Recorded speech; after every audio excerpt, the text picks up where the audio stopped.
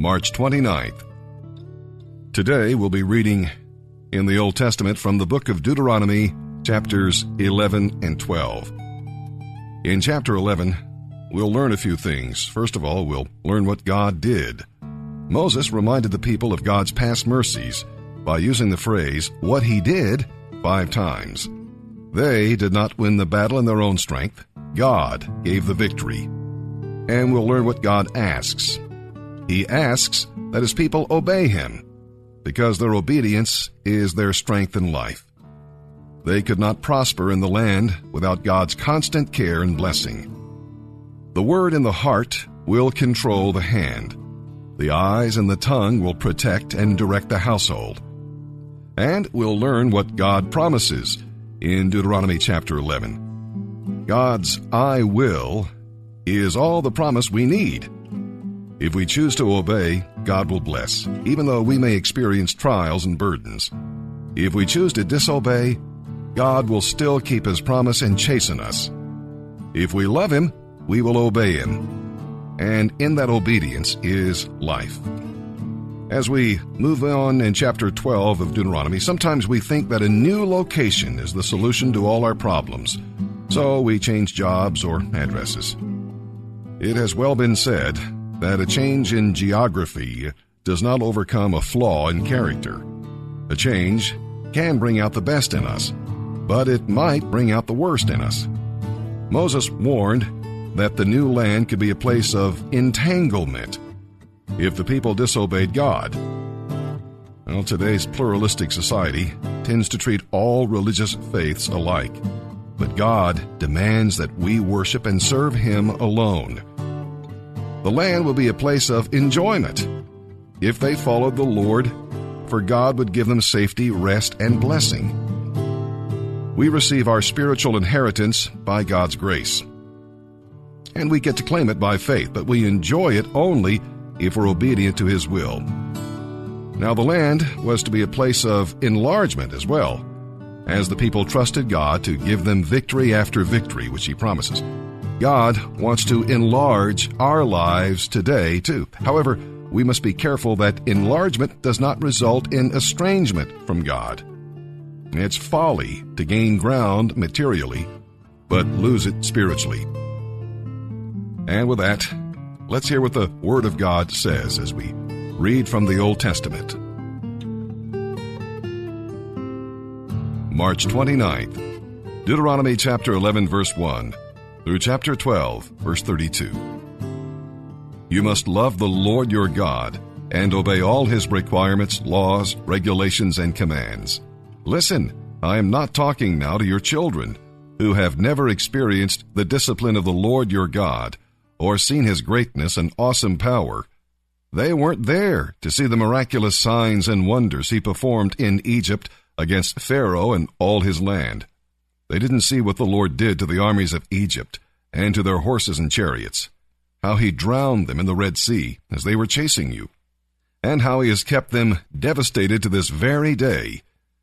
They didn't see how the Lord cared for you in the wilderness until you arrived here. They weren't there to see what he did to Dathan and Abiram, the sons of Eliab, a descendant of Reuben, when the earth opened up and swallowed them, along with their households and tents and every living thing that belonged to them. But you have seen all the Lord's mighty deeds with your own eyes. Therefore be careful to obey every command I am giving you today, so you may have strength to go in and occupy the land you are about to enter. If you obey, you will enjoy a long life in the land the Lord swore to give to your ancestors and to you, their descendants, a land flowing with milk and honey. For the land you are about to enter and occupy is not like the land of Egypt, from which you came, where you planted your seed and dug out irrigation ditches with your foot, as in a vegetable garden. It is a land of hills and valleys with plenty of rain, a land that the Lord your God cares for. He watches over it day after day throughout the year. If you carefully obey all the commands I am giving you today, and if you love the Lord your God with all your heart and soul, and if you worship him, then he will send the rains in their proper seasons, so you can harvest crops of grain, grapes for wine, and olives for oil. He will give you lush pasture land for your cattle to graze in, and you yourselves will have plenty to eat. But do not let your heart turn away from the Lord to worship other gods. If you do, the Lord's anger will burn against you. He will shut up the sky and hold back the rain, and your harvests will fail. Then you will quickly die in that good land the Lord is now giving you. So commit yourselves completely to these words of mine. Tie them to your hands as a reminder, and wear them on your forehead. Teach them to your children. Talk about them when you're at home and when you are away on a journey, when you are lying down, and when you are getting up again. Write them on the doorposts of your house and on your gates, so that as long as the sky remains above the earth, you and your children may flourish in the land the Lord swore to give your ancestors. Be careful to obey all the commands I give you. Show love to the Lord your God by walking in His ways and clinging to Him. Then the Lord will drive out all the nations in your land, though they are much greater and stronger than you. Wherever you set your feet, the land will be yours. Your frontiers will stretch from the wilderness in the south to Lebanon in the north, and from the Euphrates River in the east to the Mediterranean Sea in the west. No one will be able to stand against you, for the Lord your God will send fear and dread ahead of you, as He promised you, wherever you go in the whole land. Today, I am giving you the choice between a blessing and a curse. You will be blessed if you obey the commands of the Lord your God that I am giving you today. You will receive a curse if you reject the commands of the Lord your God and turn from His way by worshiping foreign gods. When the Lord your God brings you into the land to possess it, you must pronounce a blessing from Mount Gerizim and a curse from Mount Ebal. These two mountains are west of the Jordan River in the land of the Canaanites who live in the Jordan Valley, near the town of Gilgal. They are located toward the west, not far from the oaks of Moreh. For you are about to cross the Jordan to occupy the land the Lord your God is giving you. When you are living in that land, you must be careful to obey all the laws and regulations I am giving you today. These are the laws and regulations you must obey as long as you live in the land the Lord, the God of your ancestors, is giving you. When you drive out the nations that live there, you must destroy all the places where they worship their gods, high on the mountains, up on the hills, and under every green tree. Break down their altars and smash their sacred pillars. Burn their Asherah poles and cut down their carved idols. Erase the names of their gods from those places. Do not worship the Lord your God in the way these pagan peoples worship their gods. Rather, you must seek the Lord your God at the place He Himself will choose from among all the tribes for His name to be honored. There you will bring to the Lord your burnt offerings, your sacrifices, your tithes, your special gifts, your offerings to fulfill a vow, your free will offerings, and your offerings of the firstborn animals of your flocks and herds. There you and your families will feast in the presence of the Lord your God, and you will rejoice in all you have accomplished, because the Lord your God has blessed you. Today you are doing whatever you please, but that is not how it will be when you arrive in the place of rest the Lord your God is giving you. You will soon cross the Jordan River and live in the land the Lord your God is giving you as a special possession. When He gives you rest and security from all your enemies, you must bring everything I command you: your burnt offerings, your sacrifices, your tithes, your special gifts, and your offerings to fulfill a vow, to the place the Lord your God will choose for His name to be honored. You must celebrate there with your sons and daughters and all your servants in the presence of the Lord your God. And remember the Levites who live in your towns, for they will have no inheritance of land as their own. Be careful not to sacrifice your burnt offerings just anywhere. You may do so only at the place the Lord will choose within one of your tribal territories. There you must offer your burnt offerings and do everything I command you. But you may butcher animals for meat in any town, wherever you want. just as you do now with gazelle and deer. You may eat as many animals as the Lord your God gives you. All of you, whether ceremonially clean or unclean, may eat that meat. The only restriction is that you are not to eat the blood. You must pour it out on the ground like water, but your offerings must not be eaten at home, neither the tithe of your grain and new wine and olive oil, nor the firstborn of your flocks and herds, nor an offering to fulfill a vow, nor your freewill offerings, nor your special gifts. You must eat these in the presence of the Lord your God, at the place he will choose. Eat them there with your children, your servants, and the Levites who live in your towns, celebrating in the presence of the Lord your God in all you do. Be very careful never to forget the Levites, as long as you live in your land. When the Lord your God enlarges your territory, as he has promised, you may eat meat whenever you want. It might happen that the place the Lord your God chooses for his name to be honored is a long way from your home. If so, you may butcher any of the cattle or sheep the Lord has given you, and you may eat the meat at your home as I have commanded you. Anyone, whether ceremonially clean or unclean, may eat that meat, just as you do now with gazelle and deer. The only restriction is never to eat the blood, for the blood is the life, and you must not eat the life with the meat. Instead, pour out the blood on the ground like water. Do not eat the blood, then all will go well with you and your children, because you will be doing what pleases the Lord. Take your sacred gifts and your offerings given to fulfill a vow to the place the Lord chooses to dwell. You must offer the meat and blood of your burnt offerings on the altar of the Lord your God. The blood of your other sacrifices must be poured out beside the altar of the Lord your God, but you may eat the meat.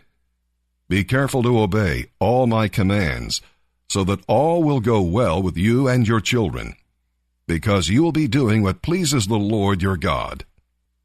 When the Lord your God destroys the nations, and you drive them out and occupy their land, do not be trapped into following their example and worshiping their gods. Do not say, "How do these nations worship their gods? I want to follow their example." You must not do this to the Lord your God. These nations have committed many detestable acts that the Lord hates, all in the name of their gods. They have even burned their sons and daughters as sacrifices to their gods. Carefully obey all the commands I give you. Do not add to them or subtract from them. March 29th. As we begin our reading today in the New Testament, we'll be looking into the book of Luke, chapter 8. We'll hear about a multitude hearing the Lord. But Jesus was not impressed by the crowds that followed him, because he knew the spiritual condition of their hearts. The parable of the sower helps us examine our hearts to see how we respond to the word.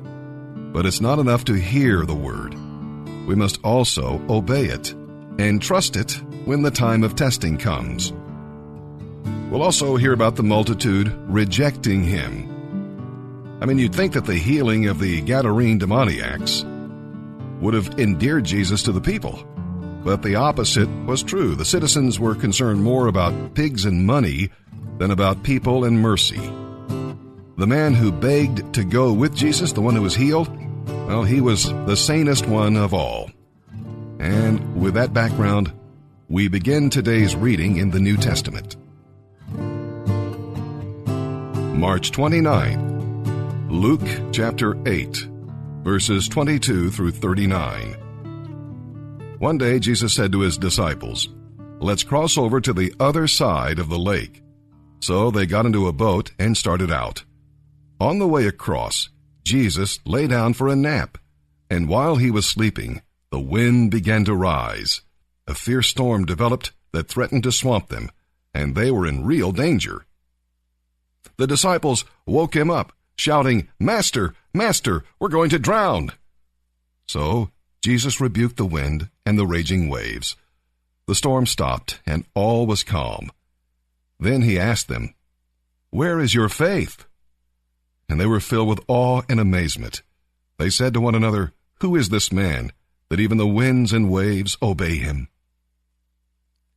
So they arrived in the land of the Gerasenes, across the lake from Galilee. As Jesus was climbing out of the boat, a man who was possessed by demons came out to meet him. Homeless and naked, he had lived in a cemetery for a long time. As soon as he saw Jesus, he shrieked and fell to the ground before him, screaming, "Why are you bothering me, Jesus, Son of the Most High God? Please, I beg you, don't torture me." For Jesus had already commanded the evil spirit to come out of him. This spirit had often taken control of the man. Even when he was shackled with chains, he simply broke them and rushed out into the wilderness, completely under the demon's power. "What is your name?" Jesus asked. "Legion," he replied, for the man was filled with many demons. The demons kept begging Jesus not to send them into the bottomless pit. A large herd of pigs was feeding on the hillside nearby, and the demons pleaded with him to let them enter into the pigs. Jesus gave them permission. So the demons came out of the man and entered the pigs, and the whole herd plunged down the steep hillside into the lake, where they drowned. When the herdsmen saw it, they fled to the nearby city and the surrounding countryside, spreading the news as they ran. A crowd soon gathered around Jesus, for they wanted to see for themselves what had happened. And they saw the man who'd been possessed by demons sitting quietly at Jesus' feet, clothed and sane. And the whole crowd was afraid. Then those who had seen what happened told the others how the demon-possessed man had been healed. And all the people in that region begged Jesus to go away and leave them alone, for a great wave of fear swept over them. So Jesus returned to the boat and left, crossing back to the other side of the lake. The man who had been demon-possessed begged to go too, but Jesus said, "No, go back to your family and tell them all the wonderful things God has done for you." So he went all through the city, telling about the great thing Jesus had done for him. Today we're reading Psalm 70. David was in a hurry when he wrote this brief psalm because God was not in a hurry. 3 times he cried, "Make haste." And he ends with, "Do not delay." Kind of like Peter sinking into the water. He did not have time for a long prayer. All he could cry was, "Lord, save me." Which brings up the question, why does God delay answering your prayers? I mean, surely he can see your desperate situation, and he promises to give grace to help in time of need. That's in Hebrews chapter 4, verse 16. And of course, that can be translated grace for well-timed help. Your Father's timing is never wrong. When God waits, he may have a better gift for you than what you're asking him for, because his delays are neither denials nor defeats. So put your times in his hands and wait on the Lord. Joseph, in prison, had to wait for God to free him and then to reconcile him to his brothers. Israel had to wait for deliverance from Egypt, and Moses had to wait through 10 difficult plagues before Pharaoh would let the people go. Joshua and Caleb had to wait 40 years before claiming their inheritance, and that delay was not even their fault. David had to wait to receive his throne. Mary and Martha had to wait for Jesus to come to Bethany, and while they waited, their brother died. God is not in a hurry even when we are, because his schedule is always better than ours. Psalm 70, verses 1 through 5. For the choir director, a psalm of David, to bring us to the Lord's remembrance. Please, God, rescue me. Come quickly, Lord, and help me. May those who try to destroy me be humiliated and put to shame. May those who take delight in my trouble be turned back in disgrace. Let them be horrified by their shame, for they said, "Aha, we've got him now." But may all who search for you be filled with joy and gladness. May those who love your salvation repeatedly shout, "God is great!" But I am poor and needy. Please hurry to my aid, O God. You are my helper and my Savior. O Lord, do not delay. Proverbs chapter 12, verse 4. A worthy wife is her husband's joy and crown. A shameful wife saps his strength.